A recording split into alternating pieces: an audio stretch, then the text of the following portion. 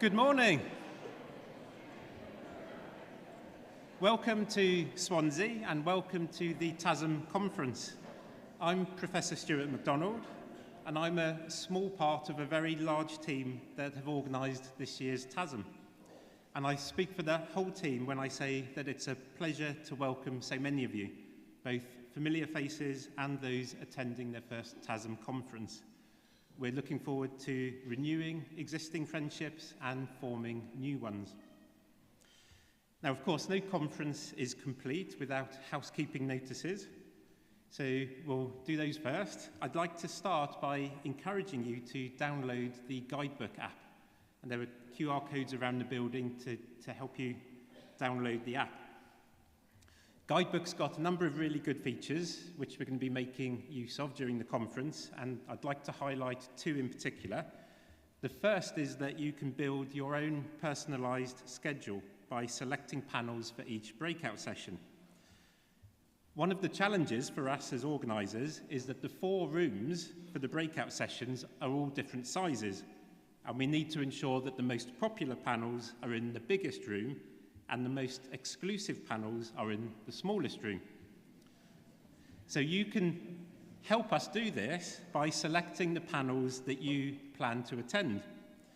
So if you could do that over the next few minutes, that will help us allocate rooms for the first breakout session. And then a little later, we'll announce the venue for each individual panel before the session starts. The second Guidebook feature is called Connect. So if you choose to use this, other conference attendees will be able to reach out to you and get in touch with you. So it's a good way of connecting and meeting other delegates.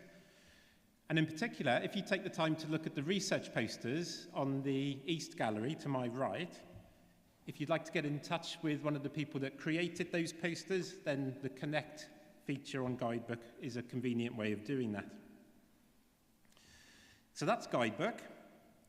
I'd also like to encourage everyone to post about the conference on social media. So please do go online and say how wonderful the conference is and how wonderful Swansea is, and use the hashtag TASMconf when you do so. Photos are great too, but can I please ask you to be careful not to include any delegates in your photos that are wearing a light blue lanyard. So dark blue is fine, but anyone wearing a light blue lanyard should not appear in photos. Refreshments. Lunch will be served on both galleries. A quick tip, the East Gallery on my right normally has the shorter queues. The lunch is fully vegetarian and also caters for vegans. But if you've let us know about other dietary requirements, such as needing gluten-free, then you'll find a dedicated table at the bar end of the West Gallery on my left, where your food will be placed. So if you've got specific dietary requirements that you informed us of, please head to that table on the West Gallery to find your lunch. Toilets, if you haven't found them already, are behind the main auditorium and downstairs on both sides of the building. Fire alarm. There is a weekly fire alarm check scheduled for 7:30 tomorrow morning. So if you enjoyed today so much that you arrive an hour early tomorrow, don't be alarmed by the fire alarm going off at 7:30. If it goes off at any other time, it's not a test, so please follow the signs to the nearest fire exit and assemble at the front of the building. This building is a no-smoking building, so smoking is not permitted inside, and smoking is also not permitted on the balcony behind the bar. If you do wish to smoke, there are designated smoking areas outside the building around the campus. And then 2 final things. The coach, if you're using the coach service, that is going to take people back to the hotels at 5:45 this evening. If you need transport at any other time for any reason, please just head to the registration desk and one of the team will be happy to help. And this evening there will be a drinks reception at 8 o'clock in the Village Hotel, to which everyone is welcome. That's housekeeping out the way. So without further ado, I would like to invite Professor Alison Perry, Head of the School of Law, to formally open the conference.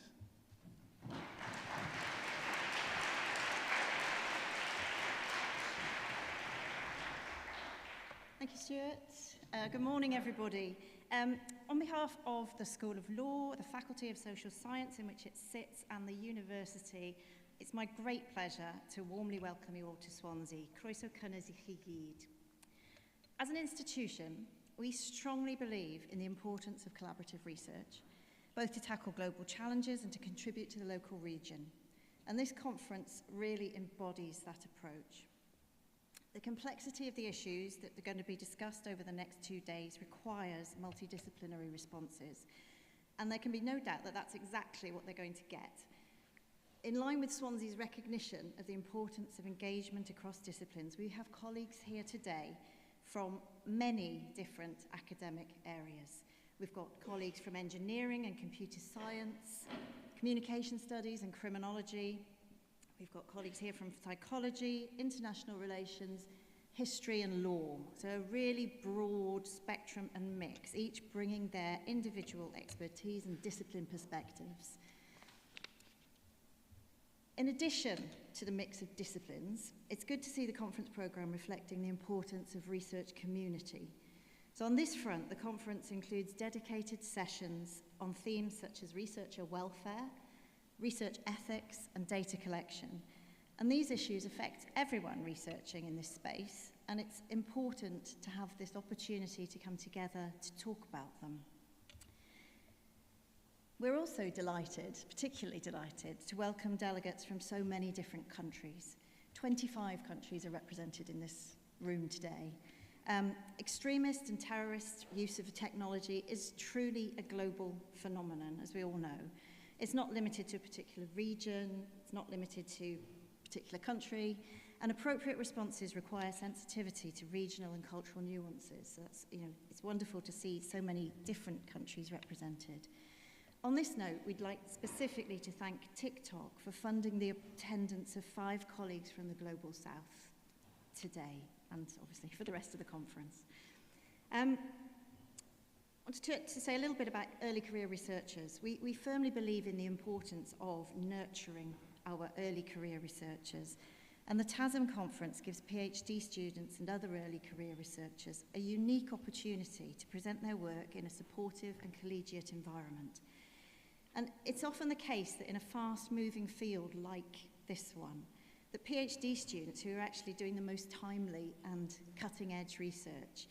And we're very much looking forward to hearing from some of you during this conference. And please do, if it's your first time presenting, feel supported and feel the collegiality.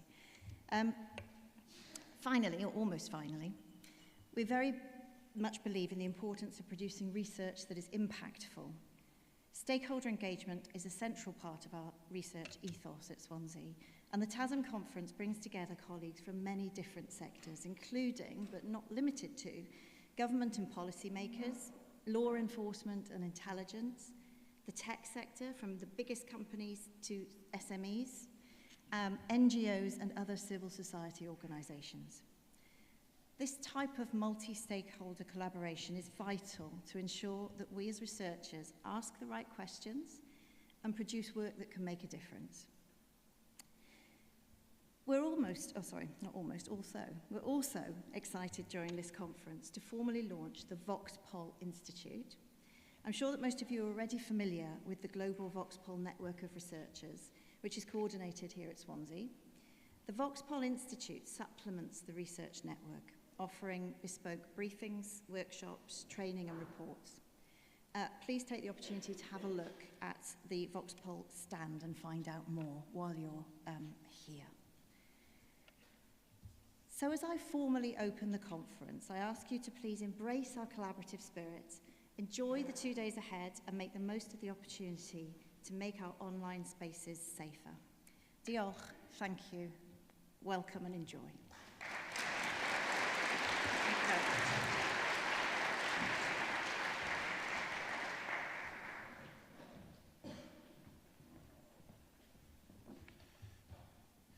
Thank you, Alison.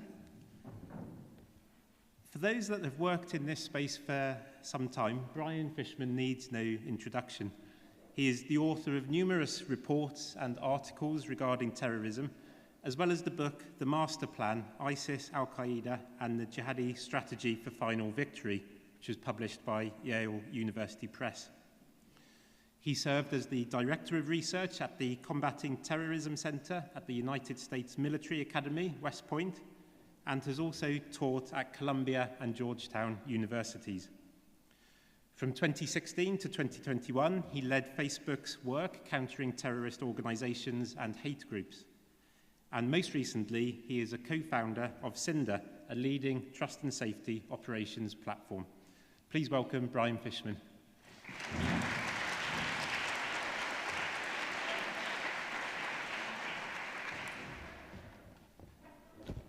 Thank you.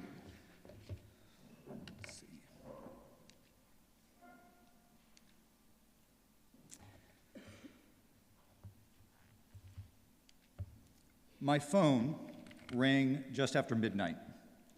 On the line was one of my bleary-eyed colleagues from Facebook. They had just been alerted that the US government believed agents working for the Iranian government planned to release a video the following day as part of a campaign to intimidate American voters. We did not know exactly what the video said or showed, but it had something to do with the Proud Boys, a street fighting group whose leadership was ultimately imprisoned for their actions around January 6th. It was October 2020, weeks before the election. I remember slumping down onto the hardwood floor in my pajamas so we could talk through our options. Sure enough, early the following day, an erratically edited video with a soundtrack from Metallica was released online. The video claimed that it had been made by the Proud Boys. It claimed the group had stolen voter rolls and would target Democrats. It seemed designed to intimidate Democratic voters, but it was so sloppily crafted that some thought it might be designed to boost Democratic turnout and embarrass Republicans. I'm not going to speculate about the partisan motives, and I have that luxury because this video ultimately had very little impact. Alert to the possibility of such a video, Facebook removed copies extremely quickly, and the campaign quickly withered. In short, this was a win for Americans generally, for democracy more broadly, and for Facebook. The question today is, why was Facebook able to act so quickly and thereby so meaningfully in disrupting this operation? Was it because the government had given us a tip and we took their word that this was a nation-state influence operation? No. Facebook did not rely on government assertions, even by the United States, to make such decisions during my tenure, and I doubt they would today. Was it because we could verify that it was an Iranian influence operation? No. Ultimately, Facebook did corroborate that Iranian-linked accounts pushed this campaign. But that kind of analysis takes time. That's not what allowed us to act so quickly and effectively. This particular foreign disinformation campaign was removed not because it was a foreign disinformation campaign, or because it aimed to intimidate voters, or even because it violated Facebook's policies requiring people to use their real names and identities. It was removed because 2 years beforehand, Facebook had designated the Proud Boys as a hate group. In the nomenclature of the policy at the time, that meant praise, support, and most importantly for this discussion, representation of the Proud Boys was not allowed on the platform. When the Iranian propagandists decided to impersonate the Proud Boys, they inadvertently ensured that their propaganda violated one of Facebook's broadest and most easily implemented policies. Facebook's dangerous organizations policy was built to easily enable the removal of mass-distributed content attributed to a designated group, and that allowed it to play a decisive role in this case. It was decisive not just because the fact pattern fit the policy, but also because that determination could be made quickly. And once that determination was made, it could easily be applied at the scale of the disinformation campaign. So is this all just a good news story? Of course not. The great challenge, of course, is that a policy broad enough to inadvertently apply to a disinformation campaign it was not designed for is probably broad enough to inadvertently apply in other circumstances it was not designed for, where a speaker's intent is not as clearly nefarious. And because that broad policy decision can be made quickly, individual applications of the policy may not be scrutinized. And of course, because a single determination may then be scaled, the impact of an unfortunate decision, whether at the policy or the operational level, can have a far broader impact. I think about this as sort of the Shakespearean principle of community standards and trust and safety more generally, which is that a policy's greatest strength is also its tragic flaw. My name is Brian Fishman, and it is a great honor for me to be here with you. I used to lead the work on dangerous organizations at Facebook, as Stuart said. I actually had business cards that read Head of Dangerous Organizations, which is a title that I will probably never better. Today, I'm a co-founder of Cinder, a software company that builds operational tools for platform governance, which our clients use to manage their trust and safety challenges and both train and monitor AI systems. Long ago, I led research at the U.S. Military Academy's Combating Terrorism Center. We have come incredibly far as a community since 2005, when my colleagues at the CTC and I were stumbling around the internet in search of information generated by Al-Qaeda and its supporters. At the time, our work gathering data on jihadi web forums was considered cutting edge, both by academics and various intelligence agencies, which, with some notable exceptions, tended at the time to discount open source information gathering. By contemporary standards, however, our methods were rudimentary. They were not systematic, rarely quantitative, and with a couple of exceptions, seldom took advantage of contemporary investigative techniques to track users across various platforms. At CTC, we weren't the first, nor were we the only ones struggling to crawl out of the primordial muck to understand violent extremism online. The Anti-Defamation League semi-systematically tracked American white supremacists on the nascent internet in the early 1980s. And the Simon Wiesenthal Center campaigned to drive white supremacists off Beverly Hills Internet, a precursor to GeoCities, the early website building platform. That was in the mid-90s. Note, if you look up there, that Stormfront immediately sought hosting on servers and locales it deemed more friendly in Russia and Florida, which I think is funny. Despite these efforts, GeoCities was used by jihadi groups as well, including Jund al-Islam, a Kurdish jihadi group that became part of the justification for the invasion of Iraq. After 9/11, much of the energy to research terrorism online focused on Al-Qaeda, its cousins, and its offshoots, including the folks that eventually created the so-called Islamic State. Unsurprisingly, that was our focus at West Point in the mid-2000s.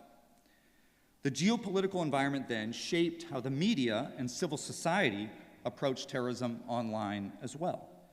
If anyone's looking for a dissertation topic, please test the veracity of this multi-part and almost completely anecdotal observation. Media coverage of extremism online in the mid-2000s was written by national security reporters primarily. It was a function of the post-9/11 wars and framed in those terms. That dynamic persisted through the early years of social media. National security professionals had tried, vainly for a long time, to get social media companies to care about Al-Qaeda and others increasingly operating not just online, but on their platforms. While working at New America, a think tank in DC, in 2010, I helped organize the meeting where the National Counterterrorism Center first presented what they called their community awareness brief about Anwar al-Awlaki, an American member of Al-Qaeda, to social media companies. The platforms were not particularly motivated to do much about it at the time. But when those national security professionals turned to the media to try to raise this issue, who did they turn to? Not the technology reporters in Silicon Valley that the technology companies actually cared about and listened to. Rather, they turned to national security reporters in Washington and New York.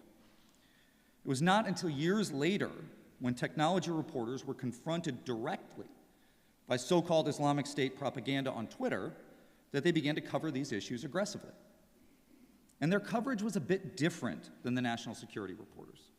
Instead of framing the issues in terms of the battlefield dynamics in Iraq and Afghanistan, they were motivated more by the business of Silicon Valley and tended to see the technology itself as a core driver of events. I suspect that this shift had some benefits. For example, technology desks were more open to a broader conception of what sort of extremists deserved coverage. They were not bound to national security issues in the most traditional sense and saw the parallels between Nazis, the original digital violent extremists, and the violent jihadist groups. But there was a cost to this shift as well. The perpetual journalistic need to describe newsworthy phenomena as new phenomena was coupled with the bias of technology desks to see technology as a core driver of events. This often meant that complex violent movements were detached from their social and political context. The long history of digital extremism was largely ignored, and the manifestation of these groups online was presented as functions primarily of the technology itself, which by then meant social media.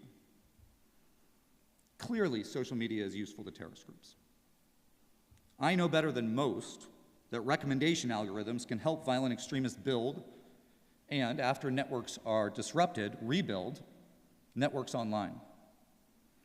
Nonetheless, the tech media's tendency to frame the phenomena as new detached it from the social, ideological, and organizational mechanisms that have spawned terrorism for years and obscured the reality that violent extremists have used digital platforms, not just social media, from almost their inception.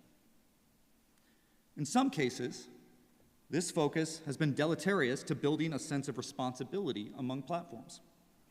For example, Substack's founder justified their lack of a crackdown on neo-Nazis by indicating that they did not use recommendation algorithms and ads, features that they called the internet's original sin.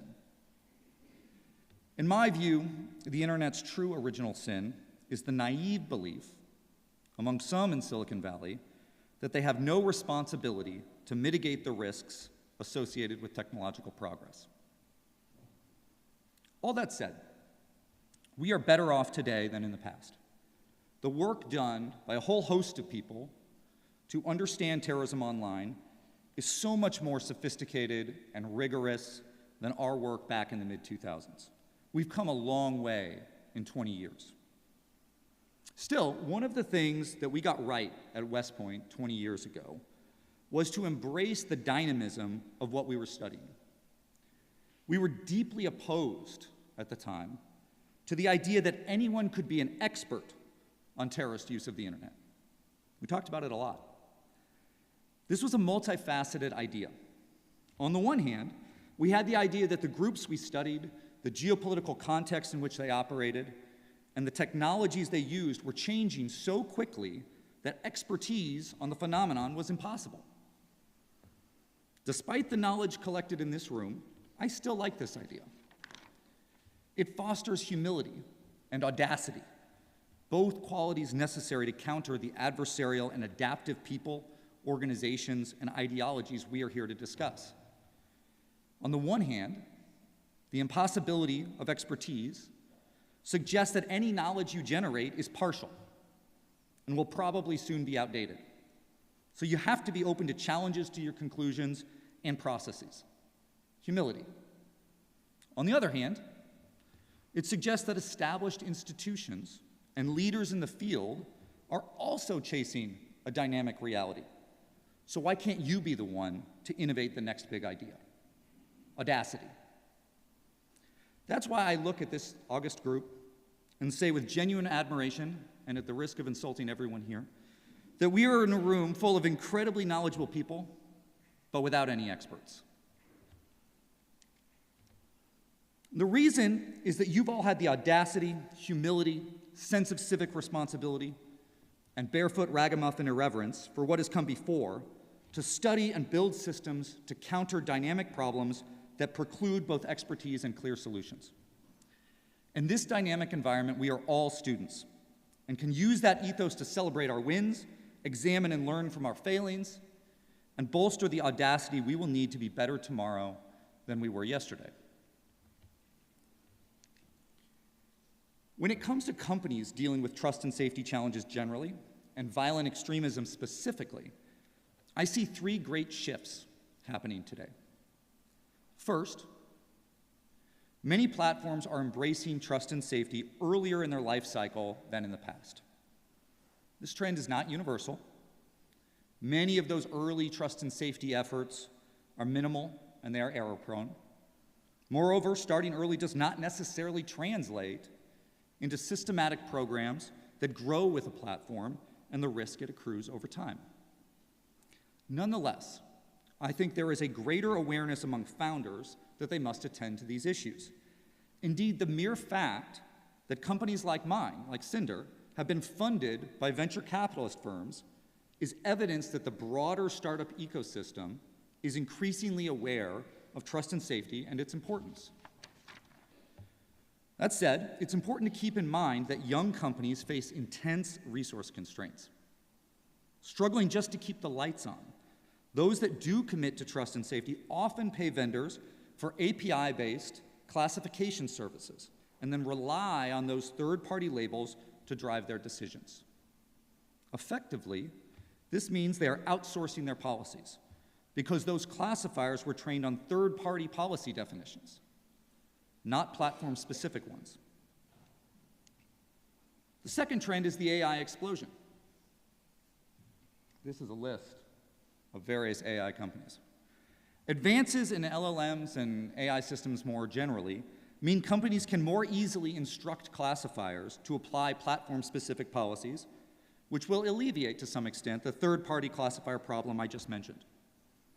In general, the ability to train AI systems more quickly and more cheaply will empower platforms to keep up with emergent and evolving threats. I envision a future where human reviewers increasingly monitor and benchmark first-tier decisions made by automated systems and review a fewer number of complex or borderline cases. This trend is not exactly new. 5 years ago at Facebook, AI systems regularly scored more accurately than human reviewers, though they were, and are, prone to strange, inexplicable mistakes that a human being would likely avoid. But we should be careful not to fetishize human review. At scale, human review teams have predictable error rates. Human beings all bring their own biases, and those biases can matter a great deal when reviewing for potential terrorist content. Early in my tenure at Facebook, we discovered that a critical human review team had simply ignored the company's list of formally designated terrorist groups and instead had developed their own. It was a deliberate attempt to circumvent policy. AI will not attempt such deception. But the future of fully automated trust and safety systems will not arrive overnight. Classifiers still struggle to adequately understand highly contextualized language and images. And systems that can reliably understand multimodal content, meaning media and text together, are still very expensive to use at scale. So this transition is going to happen, but at the speed of financial and operational viability, not simply at the speed of the bleeding edge of technology. There's been a lot of chatter about the abuse of AI systems by extremist groups. Of course, this is happening, and it will continue to happen. Violent extremists adopt new technology along with everybody else. I don't need to tell this group that. It's not clear to me, though, that this is going to substantially change the impact of the messaging, with one key exception. AI-driven propaganda is more likely to be covered by mainstream media outlets because it is AI-driven. And that coverage is likely to inadvertently celebrate the technological sophistication of these groups and thereby inadvertently bolster them. I worry about this because I think that the Islamic State's, the so-called Islamic State's early use of Twitter was powerful in large part because it activated unwitting tech journalists to write stories highlighting the technical acumen of the group, not just because of the native reach of the propaganda on Twitter itself. I worry about a similar dynamic today with AI. So what about the AI companies themselves? How are they dealing with these issues? Many of the larger firms are moving aggressively to identify and prevent abuse, even building so-called threat intelligence teams to conduct coordinated takedowns of nefarious actors. These efforts draw on established trust and safety process, but many in the AI community refer to the work as responsible AI, or AI safety, or AI governance. They don't like, in many cases, the term trust and safety. But many of the processes are the same. It's important to remember that the AI space is really bloated, and many of the companies in it are going to die. At the same time, public discourse about AI recognizes and sometimes overstates the risks of this technology. As my co-founder, Glenn Wise, first observed to me, that can produce perverse incentives for AI companies. It's not that they seek a public trust and safety mishap, but abuse of their tools may spur a public discussion about the power of their particular platform, and that may distinguish them in a very crowded field. Moreover, the reputational downsides of such an event are mitigated because, unlike the narratives about specific social media firms, AI mishaps tend to be attributed to the technology as a whole rather than specific platforms. I'd argue that too much of the criticism of social media focused on the decisions and specific features of particular platforms, while ignoring the fundamental risks associated with technology that connects people instantaneously at global scale. With AI, we should watch for the inverse mistake, blaming the technology broadly and ignoring the peculiarities of specific corporate decisions and features. Perhaps, you might think, the third theme I'll mention, regulation, can redress these incentives, and perhaps not.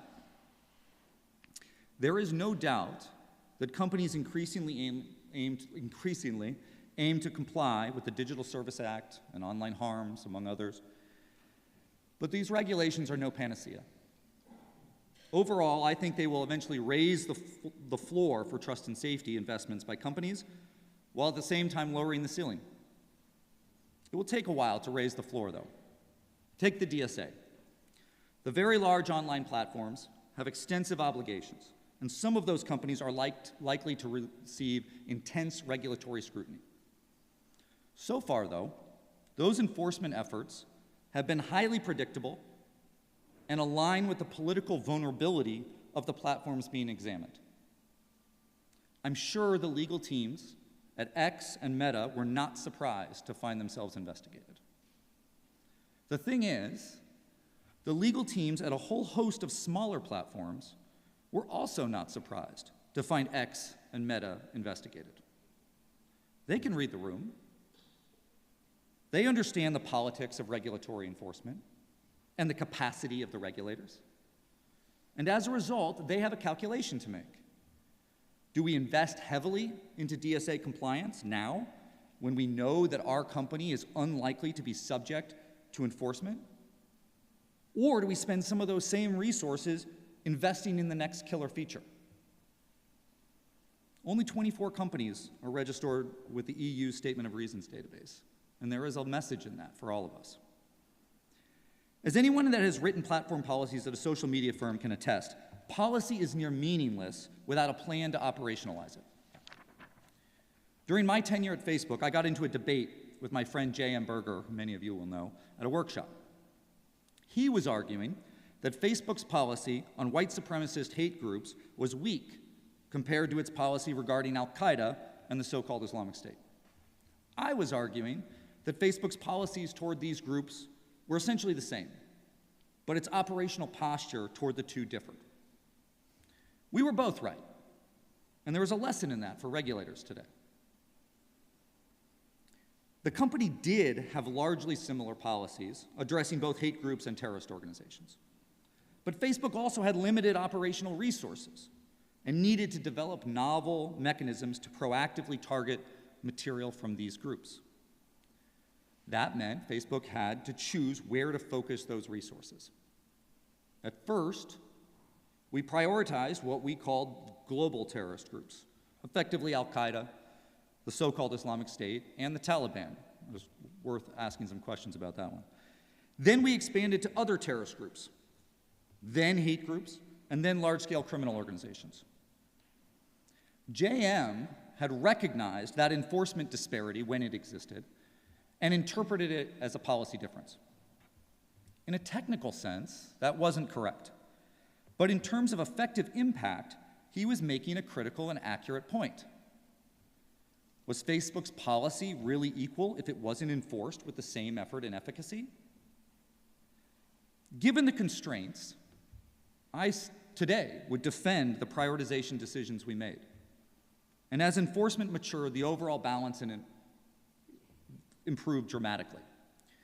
But it's indisputable that prioritization decisions carry costs, including lagging enforcement against a range of really terrible entities and potentially companies that aren't living up to their regulatory obligations. The EU's enforcement focus on VLOPs has consequences as well. Keen general counsels at smaller tech firms will calculate that the risk of enforcement against them is low because of the operational limitations of the EU enforcement mechanism and its focus on VLOPs. And they are investing or not investing accordingly. Another example of regulatory trade-offs. When the European Privacy Directive prohibited automated scanning of private messages for trust and safety violations, for most trust and safety violations, including terrorist content, it was significant because the really, really, really bad stuff happens in private messages. As a general rule, the planning, recruitment, and operationalization of plots to attack churches, mosques, and synagogues and disrupt democratic processes happens in messaging applications. Not on open Facebook pages, not in TikTok videos, private messages. After the EPD, platforms had fewer tools to identify terrorist messaging in those messaging applications, even the unencrypted ones. And regulation was a key reason. Now, it's worth noting that this remains an open debate among regulators. Apparently, the European Council was looking at language yesterday that would require scanning of private messages. Wherever this winds up, there are trade-offs here. And for the time being, savvy terrorists have more safe haven on messaging services and applications than they had in the past. In the past, the responsibility for managing these trade-offs used to belong solely to the platforms, and they had to be accountable for the outcome of those decisions. Today, that responsibility is shared by regulators. And that means that when those trade-offs lead to some negative outcomes, real-world outcomes, we have to make sure that we hold the regulators accountable too, not just reflexively point to the platforms, which I think is a very real risk.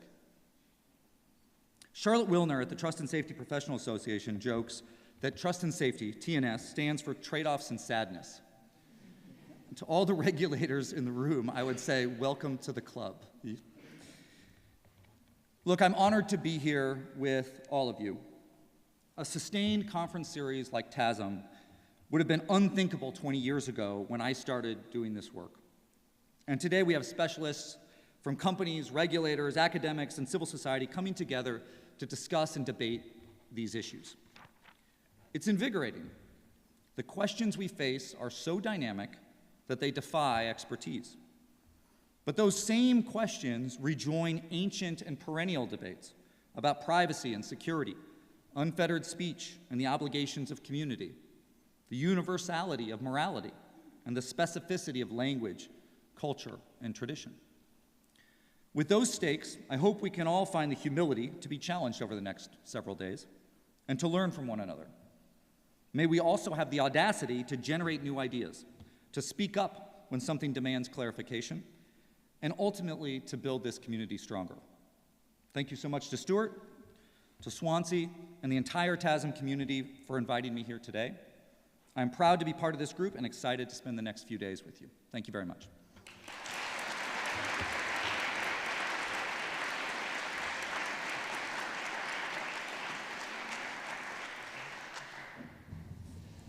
Very many thanks to Brian for that excellent keynote presentation.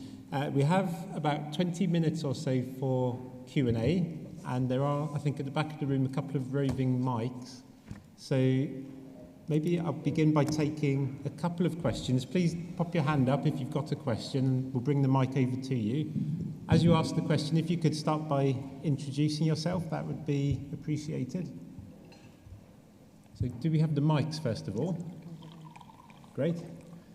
And do we have a question? Yes. So, question over here at the front.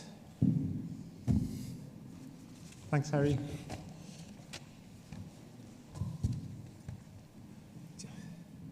Next table.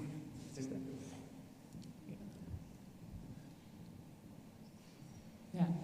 Well, no one else was raising a hand. I'm Erin. I'm from the Global Internet Forum to Counter Terrorism, and for transparency, Brian used to be my boss when we worked at Meta together, so come at us. I wanted to ask, because now, Brian, you're with Cinder, which is a private trust and safety vendor, and very honestly, from within the tech companies and definitely from other NGOs looking at the trust and safety landscape, these private vendors probably weren't taken as seriously even 5 years ago. Something kind of like a little add-on. And now we've seen lots of companies cull big portions of staff in different parts of the world, particularly out of Silicon Valley. And we've seen a movement of kind of trying to not have it be such internal weighty lifts, but actually rely on scrappier partners to do big swathes of things, whether that's trust and safety vendors for outsourcing moderation, or helping with legislative compliance, or just for monitoring specific niches like terrorism or child sexual exploitation imagery. In your mind, what are the pros and cons of that movement? Because I don't think it's a question of should we go in this direction, it's already going in that direction and you're part of that movement. And how should we as a wider counterterrorism, counter-extremism community see that private sector that's an add-on to these already private companies? Yeah, it's a good question, Aaron. You're a plant. No, you're not. So I do think that we are at the beginning of something here. And, one of my old bosses from Meta is a guy named Alex Stamos, who's a name some of you probably know him. One of the things that Alex observed is that he thinks trust and safety is basically kind of 20, 25 years behind cybersecurity in the way that this is moving. It used to be that large companies did all of their cybersecurity work in-house. And now a large company, even a small company, would never dream of doing that. They would go out to vendors, so they would engage folks that just do that sort of work all day, all the time. And I do think that there is going to be a lot of that in trust and safety as well. Bluntly, we can do things better and more efficiently than a lot of, certainly industry writ large, right? When you add up the efforts to build these kinds of things inside all of these companies, right? Everybody thinks their problem is so bespoke. It's not as bespoke as people think. That said, I kind of have it easy because what Cinder builds is tools. Really tools. We don't tell people what their policies should be. We don't interpret those policies. We let them do it. They run all their own stuff. We're not providing intelligence. We're not doing any of that stuff. And that distinguishes us. That makes us a little bit different. But it also means that we can stay out of where this trend gets thorny, which is if there is an outside party that's actually providing expertise or knowledge about particular kinds of content decisions. And I think there's a place for this too. One of the things that we did when I first got to Facebook to deal with Islamic State is we worked with vendors to gather ISIS propaganda on Telegram. Like, this was, for many folks in this room, be the most obvious thing in the world. This was not obvious to Facebook folks at the time. rather than trying to build magical AI, I said, well, this propaganda comes out on Telegram before it hits Facebook. Let's just get it on Facebook, or get it on Telegram, and then we can look for the formal propaganda, know exactly what we're looking for on Facebook.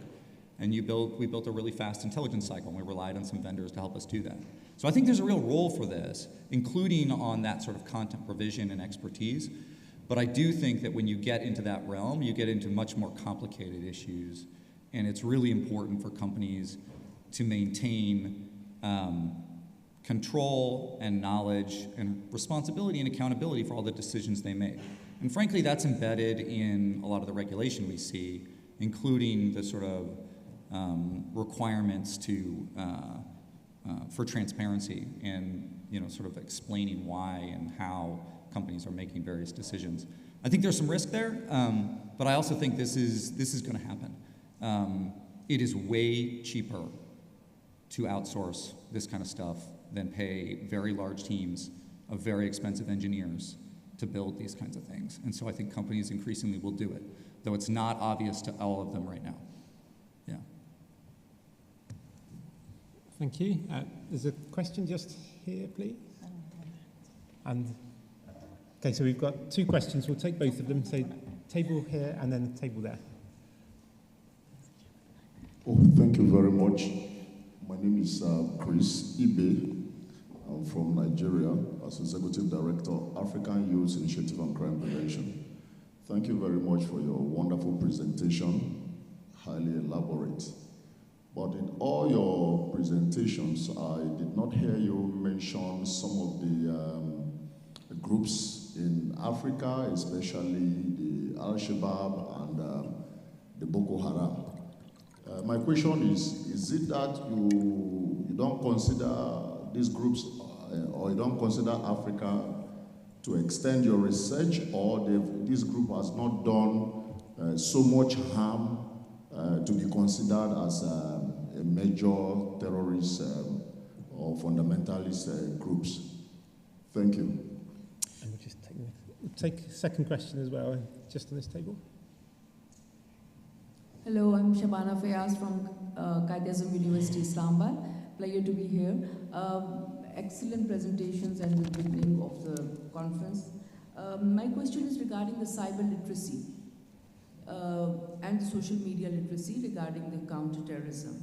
I think this is a subject that's been largely ignored, whether it is the Facebook or the other parts, because we as the new generation and even the ones who have retired, this is something I believe that should be invested in. What is your take on that? I'm sorry, could you repeat the question just at the very beginning in this order? Regarding the cyber literacy and the counterterrorism, and similarly like the social media as an engine of the countering violent extremism. Is there any, from the platform, from the private sector, Facebook and others, how is it will be able to catch on that opportunities? Yeah, so for starters, I think there, no, I mean, certainly Boko Haram and Al-Shabaab are some of the most important terrorist organizations in the world today. And we could go through a long list of groups around the world to name, but certainly those were groups that, I don't speak for any of the platforms anymore, but those were certainly groups that we cared about and focused on when I was at Facebook. I think that there's tremendous opportunity for platforms. There's a lot of learning about, I think there's a lot of learning to be done from the efforts around sort of cyber attacks and for platforms. One of those is the need to collaborate and share information across platforms more. Aaron's from GiveCT, this is one effort to do it. There are a bunch of others in other realms, right? There is NCMEC, there is the Tech Coalition that does these things around child safety. But one of the things that they do in cybersecurity is they have these concepts called ISACs, which the acronym is going to escape me right now. But basically, these are places where companies share information with each other and not just share signals in the way that we see companies sharing now around child safety or terrorism, where you're sharing hashed content or you're sharing these sorts of things, you know? But actually collaborating to analytically understand problems. And I think this is sort of the great dream of many folks that have worked in the private sector, is how do we actually better share information and collaborate analytically with other companies? I guarantee you there are people at the companies in this room, and they are, why can't we do this better? Why can't we do this better? And it's a really hard one because of the sensitivity around content and speech that you get with trust and safety that you don't have in the same way with cyber attacks. But I think moving forward, there needs to be an effort to try to learn some of the lessons from those ISACs and improve this kind of analytical sharing. It's certainly something we talked about at GiveCT back in the day. It's hard. It's really hard.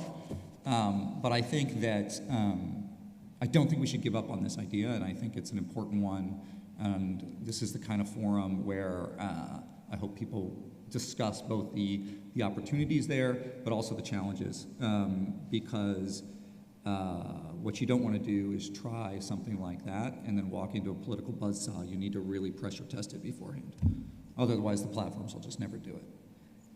Yeah. We've got a question at the back there. Yep, thank you. Thank you very much. First of all, excellent talk. My name is Michael Becker. I'm at American University. And I was wondering if you could speak for a moment on how you view the role of integrating kind of private sector work with academic research. I recognize that often we find ourselves in silos, but in a perfect world, this is a great venue for us to bridge those divides and have a way so we could all help each other in this domain. Yeah. In particular, how you view the role of partnership and kind of keeping both sides up to date on what's going on in each other's world. And we'll just take one more from the table in front. I think there was there a question on the table? Here we go.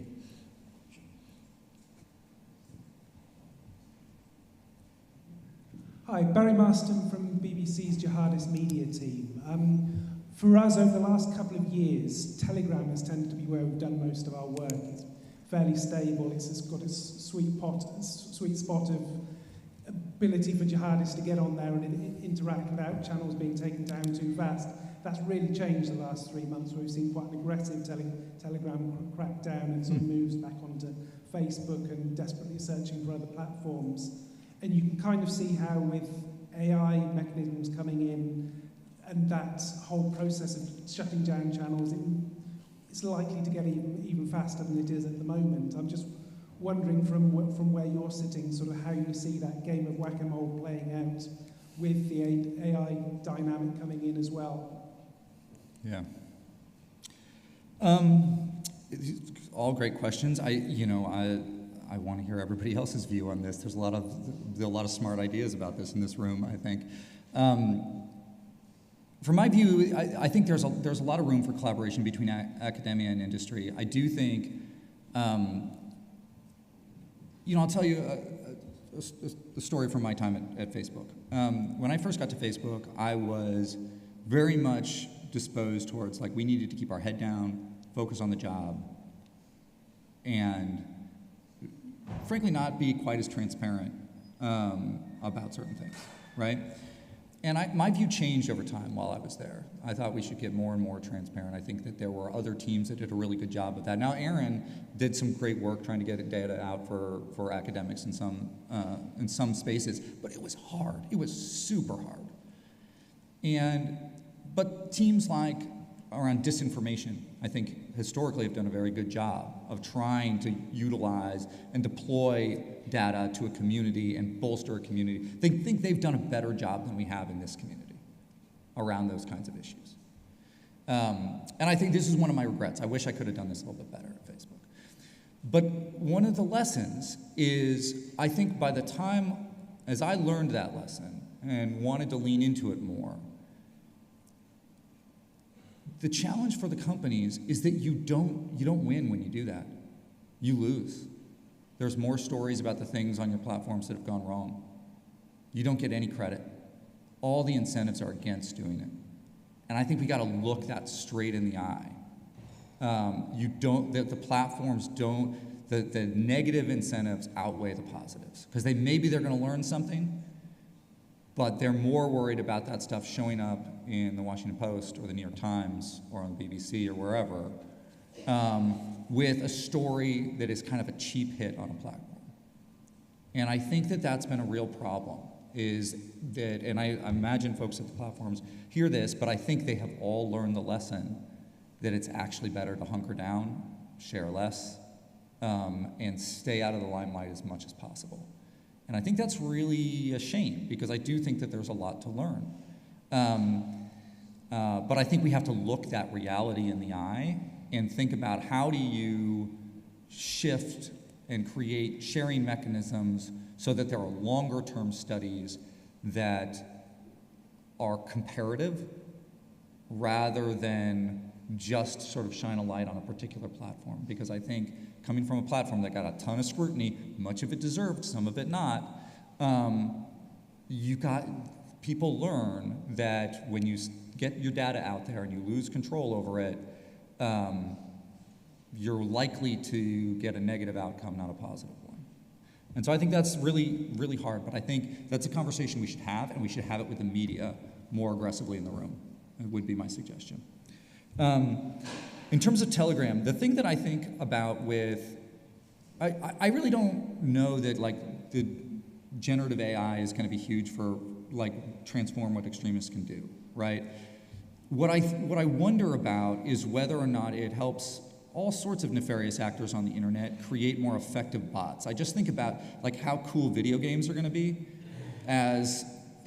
seriously, like as you get these sort of dynamic characters, you know, and if you can do that in a video game, which is going to happen, and they're going to be dynamic, and they're not going to be set, and they're going to be generating content in real time, then you're going to be able to do bots that operate on the internet that way, and it's going to get a lot easier.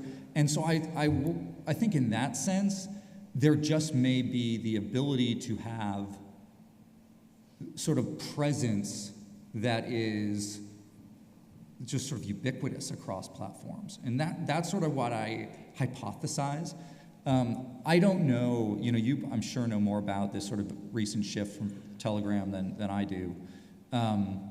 What I would say is that, you know, going back to the mid-1990s, extremists online have dealt with these sort of disruptions and they move. I think we need these sort of ISAC concepts in part to make that more difficult, right? So you can share signals about those kind of actors so that you can operate across more platforms. But I think the fundamental reality of a globalized internet and an open internet is that bad actors are going to be able to do that to some extent. And I don't think we should imagine that we're not going to have to deal with that. Yeah. We have time for one final question. I think there was another question. Sean, so just a stripy shirt.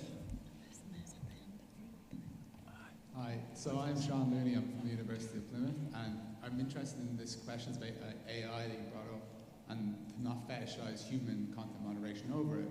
But I was wondering, do you foresee any problems with the AI explainability and the kind of due process that people are pushing for in regards to content moderation? If we can't explain how the AI made this decision, then how can we give some due process about allowing or not allowing their content? Yeah, I think it's a great question. I do have concerns about it. But to be honest, I have concerns about that with human moderators at scale also. You know, I know there are folks from the oversight board here, and you know, former oversight board folks. Dia is going to speak up here, you know, and I don't know, tomorrow, I think, I'm not sure. But I think it's important to recognize that when large platforms, at least, and one of the things that I have learned since leaving Facebook, Meta, and going to Cinder and dealing with some smaller platforms is just how different trust and safety efforts are at smaller platforms from large platforms. Like the amount of resources they have, the number of people, the expertise on hand, it's just night and day. And so I think we can't generalize between the Facebook and the TikToks of the world, the Googles of the world, and even mid-tier platforms that haven't been in the news about these kinds of things. So I do worry about explainability of AI systems, but I also worry about that with human beings, because when content moderation decisions are made at scale, they don't get the kind of scrutiny and the sort of intense focus that we see in these really sort of thoughtful critiques and decisions that come out of like something like the Oversight Board. They happen by teams of people where there are hundreds, if not thousands of folks making very quick decisions immediately, and when they make mistakes because they saw a flag and they thought it was ISIS, but actually it was not, you know, or something, there's sort of a, you know, oftentimes at Facebook when we'd make a mistake, somebody would make an operational mistake, and a lot of what you do is go back to that, whatever the content was, and be like, so what do we do here? You know, why did this happen in the first place? And I'll tell you, there wasn't always clear explainability there. You know, sometimes it was clear somebody misunderstood satire, or, you know, they saw that, you know, an image that wasn't quite what they thought it was, or whatever. And so you could kind of project a reason for the mistake, but you didn't actually know in many cases then either. And I think the reality is that when you're operating at the human scale that the large platforms operate at, not necessarily the smaller platforms, you don't have great explicability for each of those decisions when it's sort of a first-tier review. Now, if it's a more complex one, or it's a more high-profile one, then you do. But those aren't going to be the decisions that get made by AI anyway, in my view. So, it's a great question, though. Well, I'd like to thank Brian once again for opening the conference in such a really helpful and insightful and challenging way. So can we just show our appreciation?